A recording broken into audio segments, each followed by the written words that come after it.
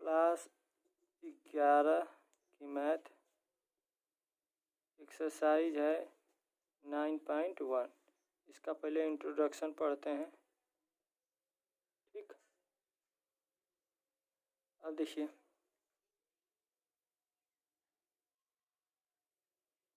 पहले हम पढ़ेंगे समांतर श्रेणी। समांतर श्रेणी होता क्या है? समांतर श्रेणी, समांतर श्रेणी क्या होता है? तो समांतर श्रेणी किसे कहते हैं? जैसे मान लीजिए 5 है प्लस 10 और 5 कोई संख्या है, इसमें एक नियत संख्या हम 5 जोड़ते चले जा रहे हैं। तो 5 में 5 जोड़ेंगे 10, 10 में 5 जोड़ेंगे तो 15, 15 में 5 जोड़ेंगे तो 20, 20 में 5 जोड़ेंगे तो 25, अब 25 में 5 जोड़ेंगे तो 30, डाट डाट डाट ऐसे चला जाएगा। तो इसमें एक नियत संख्या, हम नियत संख्या क्या जोड़े हैं? नियत संख्या 5। इसमें एक नियत संख्या 5 जोड़ते चले गए हैं तो अगली संख्या हमें प्राप्त होते चला गया है।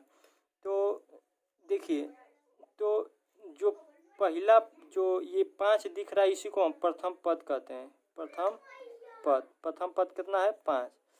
यदि कह दूं कि सर्वांतर पता करना है आपको तो सर्वांतर को D से दिखाते हैं। इसका सूत्र होता है, इसको पहला पद कहते हैं, इसे दूसरा पद कहते हैं। दूसरा पद में से पहला पद को क्या करते हैं? घटा देते हैं। ठीक, दूसरा पद कितना है? 10 और पहला पद कितना है? 5।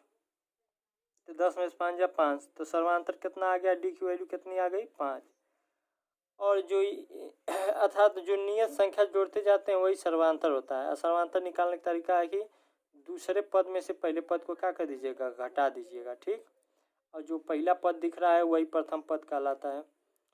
और तो जैसे मान लीजिए कि पहले तो हम कैसे पता करेंगे कि समांतर श्रेणी में है कि नहीं? समांतर श्रेणी में है कि नहीं?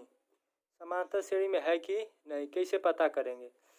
तो समांतर इसके लिए एक सूत्र होता है, D बराबर होता है दूसरा पद में से पहला पद घटाइए, फिर तीसरा पद में से दूसरा घटाइए। मतलब दूसरा में से पहला घटाइए, मान लीजिए तीसरा पद है, पहला दूसरा तीसरा, तो तीसरा में से दूसरा घटाइए। दोनों का अंतर समान है तो समांतर श्रेणी में होगा। तो चलिए चेक करते हैं। तो दूसरा पद कितना है? 10 और पहला पद कितना है? 5। तीसरा पद कितना है? 15 और दूसरा पद कितना है? 10। तो 10 में से 5 या 5 और 15 में से 5 या 5। तो हम देख रहे हैं कि यहाँ पे सर्वांतर क्या है? समान है। सूत्र अप्लाई हो रहा है 5 बराबर 5। तो यदि यह है तो ये समांतर श्रेणी में है। यह समांतर श्रेणी में है तो हमें समांतर श्रेणी तो ही पढ़ना है। तो ये समांतर श्रेणी में है। एक और चेक कर सकते हैं। जैसे में मान लीजिए कि यदि आपसे पूछ दिया गया 6, 12, 18 डाट डाट पूछ दिया, ये समांतर श्रेणी में है कि नहीं? तो सूत्र बताएं, T2 माइनस T1 और T3 माइनस T2। पहला पद मान लीजिए, दूसरा पद मान लीजिए, तीसरा पद मान लीजिए।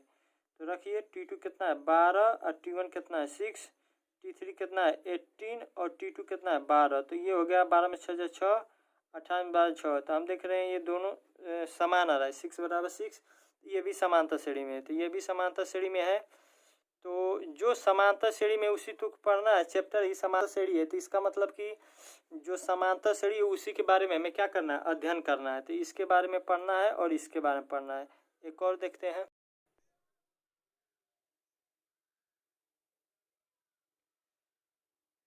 एक और इसके बारे में चलिए चेक करते हैं। जैसे मान लीजिए कि 5 हो, देखिए 5, 10 और मान लीजिए यहाँ पे 17 हो गया, फिर प्लस डाट डाट हो गया। अब पूछ दिया है समांतर श्रेणी में है कि नहीं। तो समांतर श्रेणी चेक करने का फार्मूला बताया था, क्या क्या बताया था? T2 minus T1, T3 minus T2। इसे पहला पद मानते हैं, इसे दूसरा पद मानते हैं, इसे तीसरा पद मानते हैं। तो T2 आपका 10 दिख रहा है, T1 कितना दिख रहा है? 5 दिख रहा है, T3 कितना दिख रहा है? 17 और T2 आपको कितना दिख रहा है? 10। तो हम 10 में से 5 या 5 और 17 में से 10 या 7 होगा। ये दोनों आपस में बराबर नहीं है, इसलिए समांतर श्रेणी नहीं है। समांतर श्रेणी में ये आपस में क्या होना चाहिए? बराबर आना चाहिए। लेकिन हम देख रहे हैं आपस में ये बराबर नहीं है, तो समांतर श्रेणी नहीं है। तो इसके बारे में हमें अध्ययन नहीं करना है, हमें फिलहाल समांतर श्रेणी के बारे में पढ़ना है। तो चलिए हम पढ़ते हैं। तो समांतर श्रेणी बनाना है तो हमको एक नियत संख्या जोड़ते चले जाएंगे तो क्या होगा, समांतर श्रेणी बन जाएगी।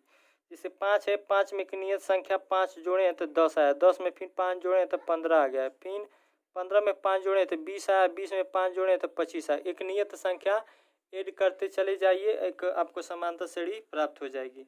जैसे यही था 6 से 12 कैसे आया, 6 में 6 एक नियत संख्या 6 जोड़े हैं तो 12 है, 12 में फिर 6 एक नियत संख्या जोड़े हैं तो 18 गया। तो यहाँ पे एक नियत संख्या 6 में एक नियत संख्या 6 जोड़ते चले गए हैं तो समांतर श्रेणी बनती चली गई। यहाँ भी प्रथम पद 5 में एक नियत संख्या 5 जोड़ते चले गए हैं तो समांतर श्रेणी बन गई। तो चलिए हम फार्मूला इसका पढ़ते हैं। देखिए,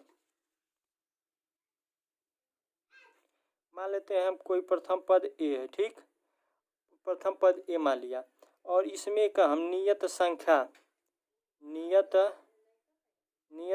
मान लेते हैं डी, और ये हम जोड़ते जाएंगे तो अगली संख्या क्या होगी, प्राप्त होती जाएगी। तो ए में हम डी जोड़ते हैं तो क्या आएगा, ए प्लस डी, फिर ए प्लस डी में डी नियत संख्या जोड़ेंगे तो ए प्लस 2d, ऐसे ही बनते चला जाएगा। ठीक है, तो देखिए हम प्रथम पद को क्या लिख सकते हैं, ए लिख सकते हैं, ये प्रथम पद है, ये दूसरा पद है, तो दूसरे पद को हम क्या लिख सकते हैं, ए प्लस डी, और तीसरे पद को हम क्या, ये तीसरा पद है, ये तीसरा पद है, तीसरा पद को हम क्या लिख सकते हैं, ए प्लस 2d।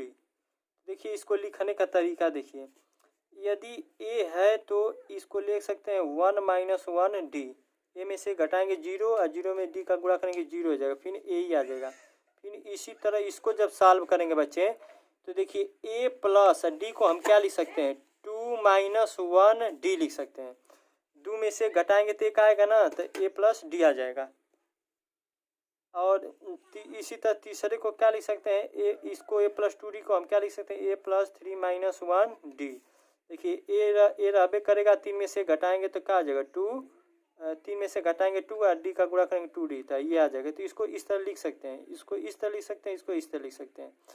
देखिए जब हम कह रहे हैं पहला पद है तो देखिए एक में से 1d घट रहा है, ए तो रहबे कर रहा है, ये प्रथम पद तो रहबे कर रहा है, लेकिन एक में से एक घट रहा है डी। दूसरा जब पद कर रहा है तो प्रथम पद रहबे करेगा, और 2 यहाँ 2 है तो 2 करके उसमें से एक घट रहा है, फिर डी हो जा रहा है।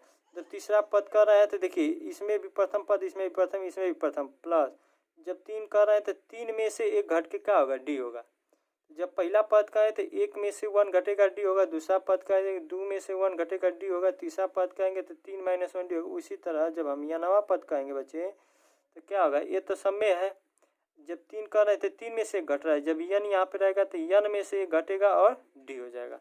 ये टीनवा पद का हमें क्या हो गया, मेन सूत्र हो गया। ये आपका फार्मूला ये मिला, यही सूत्र मिला। इसी से प्रश्नावली 9.1 के सभी सवाल लग जाएंगे। तो ये टीनवा बराबर हमें क्या मिला बच्चे, टीएन बराबर हमें क्या मिला, ए धन एन माइनस 1d, ये फार्मूला मिला। अब देखिए टीएन बराबर A plus N minus 1 into D. अब टीएनवा को कहीं कहीं किसी किताब में ऐसे लिख देगा, टीएन की जगह हम किस चीज़ का इस्तेमाल कर लेते हैं, एन का इस्तेमाल कर लेते हैं, तो वो गलती नहीं है। हम टीएन की जगह क्या लिख देंगे, एन भी लिख सकते हैं। तो एन बराबर ए धन एन माइनस 1 इंटू डी, ये फार्मूला मिला। देखिए कहीं कहीं टीएन को हम कैसे इस्तेमाल करते हैं, इससे भी, इसका मतलब ही एनवा पद है, इसका मतलब भी एनवा पद, तो टीएन की जगह हम एन भी लिख सकते हैं। तो एन बराबर ए धन एन माइनस 1 इंटू डी। अब देखिए ये क्या है, इसमें ए आपका प्रथम पद है, ए क्या है, प्रथम पद, और यन क्या है बच्चे, यन पदों की संख्या है, यन पदों की संख्या है, और डी क्या है, डी सर्वांतर है, डी सर्वांतर है, और एन क्या है, एन का मतलब क्या समझे, एन का मतलब यनवा पद। ठीक, अब इससे अब हम आगे क्वेश्चन प्रश्नावली 9.1 देखते हैं। चलिए